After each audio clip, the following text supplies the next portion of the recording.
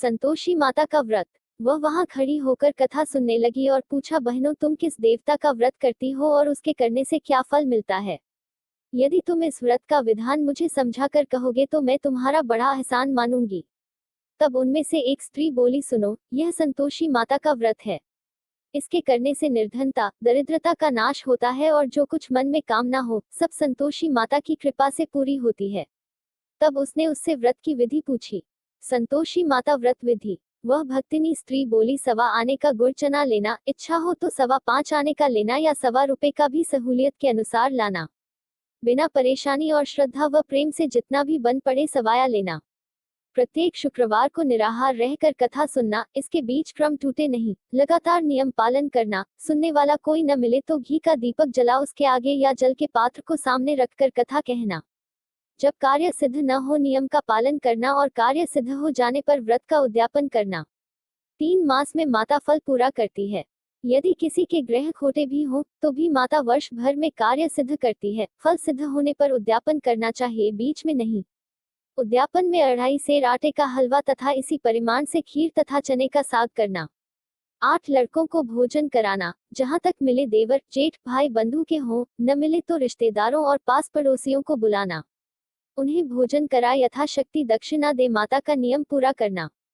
उस दिन घर में खटाई न खाना। यह सुन बुढ़िया के लड़के की बहू चल दी। व्रत का प्रण करना और मां संतोषी का दर्शन देना। रास्ते में लकड़ी के बोझ को बेच दिया और उन पैसों से गुड़ चना ले माता के व्रत की तैयारी कर आगे चली और सामने मंदिर देखकर पूछने लगी, यह मंदिर किसका है? सब कहने लगे, संतोषी माता का मंदिर है। यह सुनकर माता के मंदिर में जाकर चरणों में लौटने लगी और विनती करने लगी, माँ मैं निपट अज्ञानी हूँ, व्रत के कुछ भी नियम नहीं जानती, मैं दुखी हूँ। हे माता जगत जननी, मेरा दुख दूर कर, मैं तेरी शरण में हूँ। माता को दया आई। एक शुक्रवार बीता कि दूसरे को उसके पति का पत्र आया और तीसरे शुक्रवार को उसका भेजा हुआ पैसा आ पहुंचा। यह देख जेठ जेठानी मुंह सिकोड़ने लगे। लड़के ताने देने लगे, काकी के पास पत्र आने लगे, रुपया आने लगा, अब तो काकी की खातिर बढ़ेगी। बेचारी सरलता से कहती, भैया कागज आवे रुपया आवे, हम सब के लिए अच्छा है। ऐसा कहकर आंखों में आंसू भरकर संतोषी माता के मंदिर में आ मातेश्वरी के चरणों में गिरकर रोने लगी। माँ मैंने तुमसे पैसा कब मांगा है? मुझे पैसे से क्या काम है? मुझे तो अपने सुहाग से काम है। मैं तो अपने स्वामी के दर्शन मांगती हूँ। तब माता ने प्रसन्न होकर कहा, जा बेटी, तेरा स्वामी आएगा। यह सुनकर खुशी से बावली होकर घर में जा काम करने लगी। अब संतोषी माँ विचार करने लगी, इस भोली पुत्री को मैंने कह तो दिया कि तेरा पति आएगा, लेकिन कैसे? वह तो इसे सपनों में भी याद नहीं करता। उसे याद दिलाने को मुझे ही जाना पड़ेगा। इस तरह माता जी उस बुढ़िया के बेटे के पास जा स्वप्न में प्रकट हो कहने लगी, साहूकार के बेटे, सो रहा है या जाग रहा है? वह कहने लगा, माता सोता भी नहीं जागता भी नहीं हूँ, कहो क्या आज्ञा है? माँ कहने लगी, तेरे घर बार कुछ है कि नहीं? वह बोला, मेरे पास सब कुछ है, माँ बाप है, बहू है, क्या कमी है? माँ बोली, भोले पुत्र, तेरी बहू घोर कष्ट उठा रही है, तेरे माँ बाप उसे परेशानी दे रहे हैं। वह तेरे लिए तरस रही है, तू उसकी सुध ले।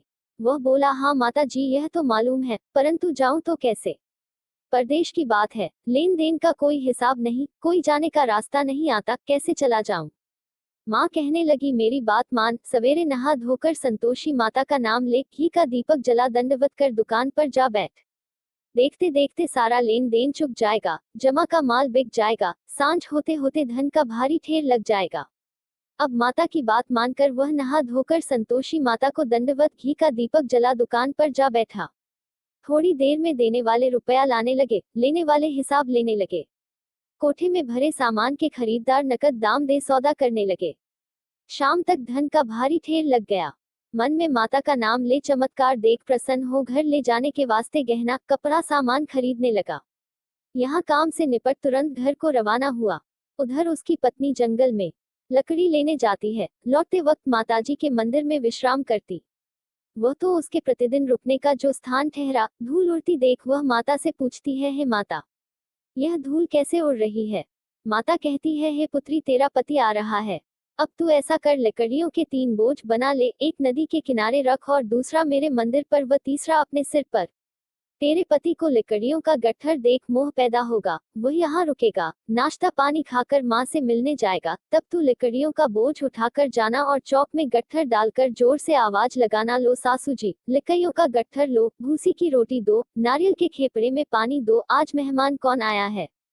माताजी से बहुत अच्छा कहकर वह प्रसन्न मन से लकड़ियों के 3 गट्ठर बनाए, एक नदी के किनारे पर और एक माताजी के मंदिर पर रखा।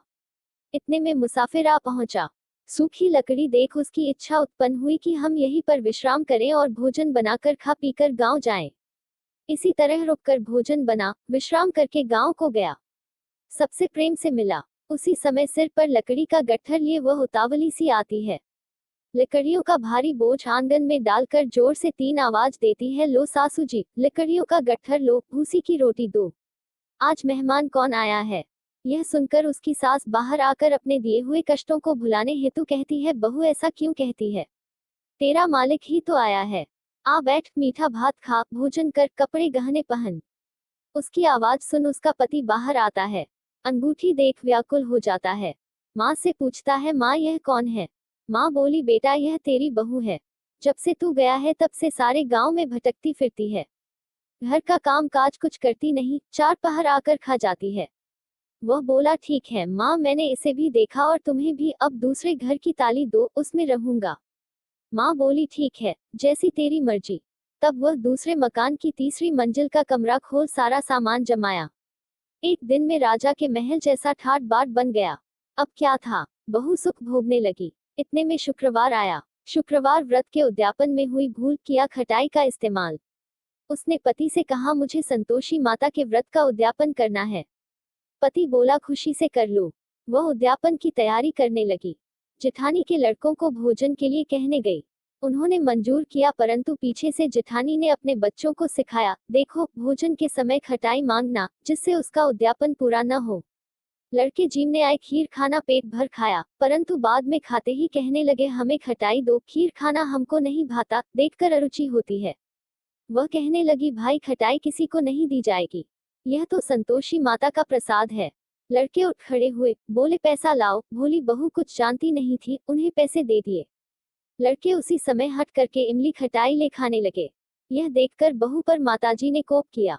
राजा के दूत उसके पति को पकड़ कर ले गए। जेठ जेठानी मन माने वचन कहने लगे, लूट लूट कर धन इकट्ठा कर लाया है, अब सब मालूम पड़ जाएगा जब जेल की मार खाएगा। बहू से यह सहन नहीं हुए। माँ संतोषी से मांगी माफी। रोती हुई माताजी के मंदिर गई, कहने लगी, हे माता, तुमने क्या किया। हंसा कर अब भक्तों को रुलाने लगी। माता बोली, बेटी तूने उद्यापन करके मेरा व्रत भंग किया है। वह कहने लगी, माता मैंने कुछ अपराध किया है, मैंने तो भूल से लड़कों को पैसे दे दिए थे, मुझे क्षमा करो, मैं फिर तुम्हारा उद्यापन करूंगी। माँ बोली, अब भूल मत करना। वह कहती है, अब भूल नहीं होगी, अब बतलाओ वे कैसे आवेंगे। माँ बोली, जा पुत्री, तेरा पति तुझे रास्ते में आता मिलेगा। वह निकली, राह में पति आता मिला। वह पूछी, कहाँ गए थे। वह कहने लगा, इतना धन जो कमाया है उसका टैक्स राजा ने मांगा था, वह भरने गया था।